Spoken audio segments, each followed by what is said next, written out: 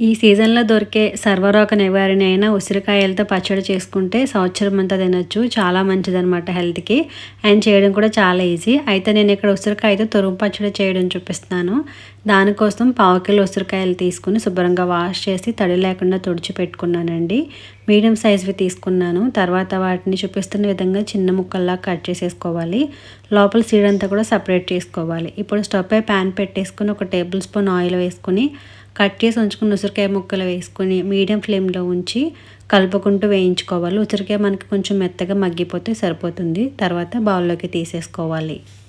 ఇప్పుడు అదే ప్యాన్లోకి ఒక 1 కప్ వరకు పల్లి నూనె యాడ్ చేసుకుంటున్నాను. పచ్చడికి నువ్వుల నూనె కూడా వాడచ్చు. సో నూనె కొంచెం వేడైన తర్వాత 10 దంచుకున్న వెల్లుల్లి రెబ్బలు, 1 టీ స్పూన్ ఆవాలు, 1 టీ స్పూన్ జీలకర్ర, ఒక 4 ఎండుమిర్చి, 2 రెమ్మల కరివేపాకు వేసుకొని పోపు వేగిన తర్వాత స్టవ్ ఆఫ్ చేసుకుని ఆయిల్ని పూర్తిగా చల్లార్చుకోవాలి.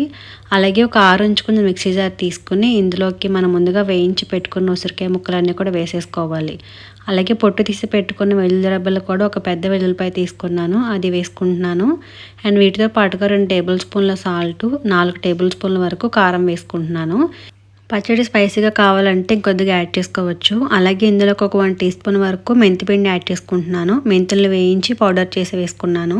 ఇప్పుడు ఇవన్నీ కూడా మెత్తగా గ్రైండ్ చేసేసుకుని ముందుగా పెట్టుకున్న పోపులోని ఆయిల్ అంతా చల్లారిపోయిన తర్వాత పచ్చడి వేసుకుని అంతా కూడా బాగా మిక్స్ చేసుకోవాలి. అలాగే ఒక పెద్ద నిమ్మకాయ తీసుకుని అది కూడా తడి లేకుండా తుడిచేసుకుని ఈ విధంగా జ్యూస్ తీసి పచ్చడిలోకి వేసుకుని అంతా కూడా బాగా మిక్స్ చేసుకుంటే కనుక ఉసిరికాయ తురుము పచ్చడి రెడీ అయిపోతుందండి. దీన్ని ఆదివారం ఒక్కరోజు తప్ప మిగతా అన్ని రోజుల్లో కూడా తింటే చాలా మంచిది.